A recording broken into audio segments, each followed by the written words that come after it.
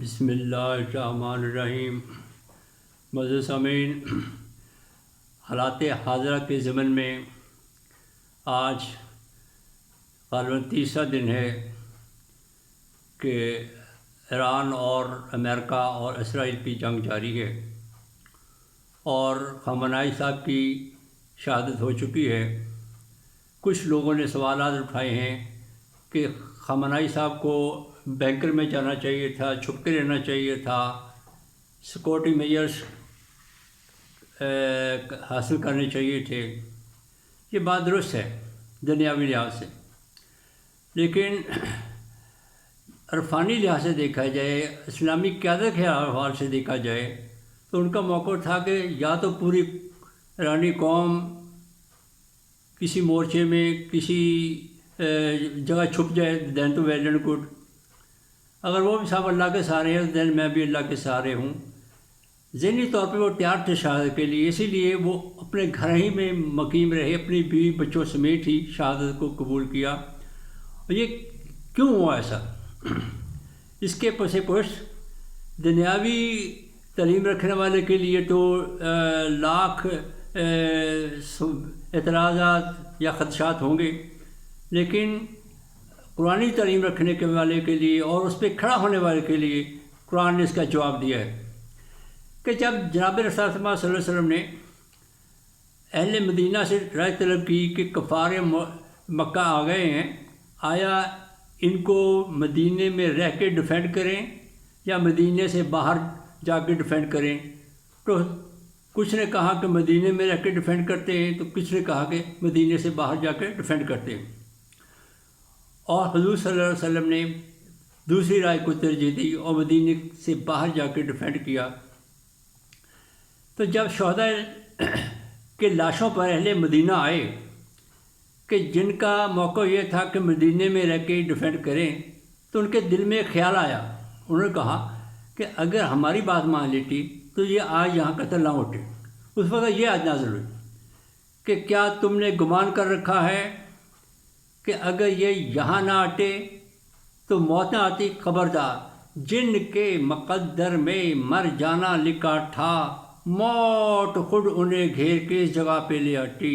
یہ ہے آیت، اللہ کی حکمت، اللہ کی بادشاہت، اس کی قادر مطلق ہونے کا اعلان۔ اس سے بچنا دنیا داری ہے اور اس پہ کھڑے ہو جانا قرآن فہمی ہے۔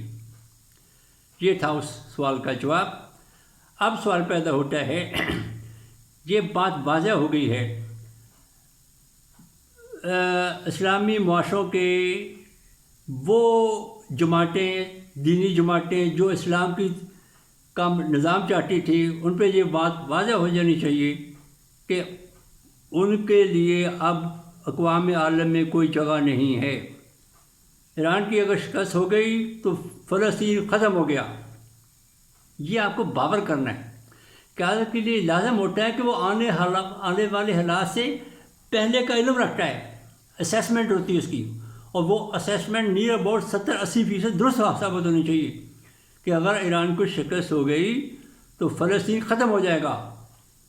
ایک پہلو یہ ہے، صرف فلسطین ختم نہیں ہوگا بلکہ تمام دینی جماعتیں، اسلامی جماعتیں اپنا تشخص کھو دیں گی، کیونکہ 40 سال تک جو اقتدار میں رہ کے اس نظام کو انہوں نے تباہ و برباد کر دیا، تو ہمارا تو ابھی اقتدار میں ہم آئے ہی نہیں ہیں، نظام کی ہم نے پہل کی ہی نہیں ہے، ہم تو ابھی طفل مکتب ہیں۔ اب اس کا یہی حل ہے کہ آپ کو کلیئر ہونی چاہیے کہ آپ کی نمازوں، یہ ڈاکٹر اسرار صاحب کی اپروچ بالکل ٹھیک تھی، آپ کی نمازوں، آپ کے روزوں، آپ کے حج زکوٰۃ سے ان سے کوئی تعلق نہیں، آپ ٹکا کے نمازیں پڑھیں، کوئی چکر نہیں، صرف وہ اسلام کو بحثیت دین ایک نظام کے طور پر قبول کرنا نہیں چاہتے۔ یہ جنگ ہوئی ہے، یہ ہوئی ہے کہ مذہب اسلام کا جو مروج ہوا ہے بطور دین، نظام حکومت، وہ انہیں قابل قبول نہیں، وہ ان کے دشمن ہیں۔ اور امریکن ترجمہ نے کہا تھا کہ جو انبیاء پہ ایمان رکھتے ہیں ہم انہیں اٹامک پاور نہیں بننے دیں گے۔ اس کا ایک حل ہے، ایک میسج دیا جا سکتا ہے، بشرطے کہ آپ کو اپنے عقیدے، اپنے مسلک سے زیادہ دین اسلام سے محبت ہو۔ وہ یہ ہے کہ آپ فوراً اسلامی تحریکوں کا آغاز کر دیں، دنیا کو باور کرا دیں کہ جناب صرف ایران نہیں، اللہ کا اور اللہ کے رسول کا پرچم بلند کرنے والے ادھر بھی بیٹھے ہیں، ہم اسلام نافذ کریں گے، تاکہ انہیں میسج چلے جائے اور ان کی توجہ ڈائیورٹ ہو جائے کہ محض ایران کا مسئلہ نہیں ہے، تو ادھر بھی لوگ اسلام کے جان دینے کے لیے، قربانی کرنے کے لیے تیار بیٹھے ہیں۔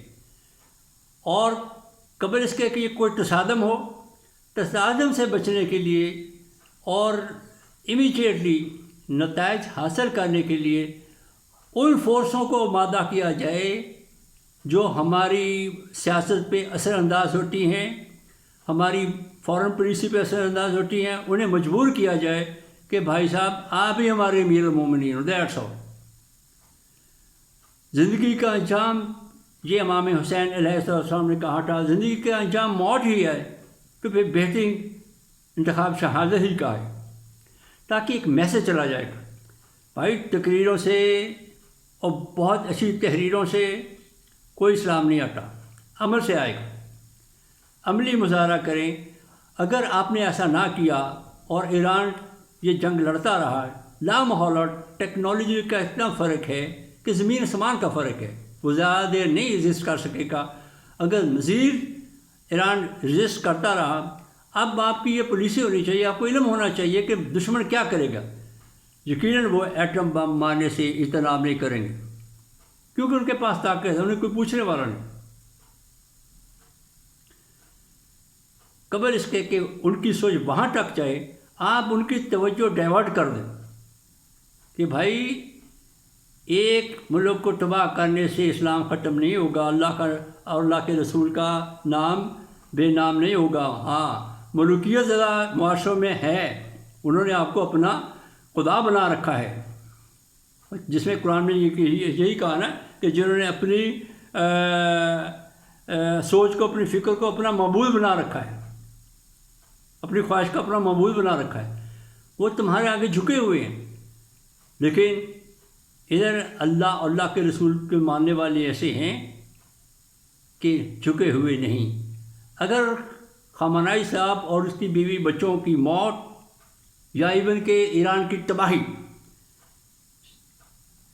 کے باوجود عالم اسلام زندہ ہو جائے تو یہ سودا مہنگا تو نہیں ہے۔ یہ ہے کہ امیڈیٹلی اقدامات کرنے کی ضرورت ہے، اور یہ کیسا ممکن ہے اور کہاں تک ناممکن ہے یہ بعد میں بات کریں گے۔ سر دست کوئی تصادم نہ ہو، ملکی امن امان خطرہ نہ ہو، ورنہ آپ کے خلاف سازش ہو چکی ہے۔ اسرائیل آپ کے ایران کے صدوں پہ آ جائے گا، انڈیا اسرائیل کا تعاون ہو چکا ہے، افغانستان ان کے ساتھ مل چکا ہے۔ اسے کہتے ہیں قالوا انا للہ و انا الیہ راجعون۔ کوئی اگر نہیں سمجھ چل رہی آپ کو تو پھر اللہ آپ پہ مہربان نہیں ہے۔ تو وہی ہے کہ اللہ سے دعا کریں، اور محض جلوس نکالنے سے، تقریریں کرنے سے کچھ بھی نہیں ہوگا۔ آپ حمایت کریں، آپ ہماری حمایت کا کیا بنتا ہے؟ ٹھیک ہے، ہم ٹیکنالوجی میں پیچھے رہ گئے ہیں، اس میں کوئی شک نہیں، یہ تلافی ہو سکتی ہے۔ سر دست واضح ہونا چاہیے کہ انہیں مارا جا سکتا ہے، ان کے سینے سے اللہ اور اللہ کی رسول کی، قرآن کی محبت کو نہیں نکالا جا سکتا۔ یہ دین اسلام کو ایز اے نظام میں زندگی قبول کرتے ہیں، محض عبادت کی حد تک نہیں۔ تو اس پہ تصادم سے بچنے کے لیے بہترین حال ہی یہ ہے کہ جو قوتیں اپنا حکم چلاتی ہیں جمہوریت کی آڑ میں، عدالتوں پہ اثر انداز ہوتی ہے، واٹس ایپ جو بھی وہ انہیں کنونس کر لیا جائے، ان کے آگے ہاتھ باندھ لیا جائے، وہ آپ کو کنی کو دیر زندہ رہنا یا کنی دولت چاہیے تھی تم، ٹھیک ہے۔ وآخر دعوانا الحمدللہ رب العالمین۔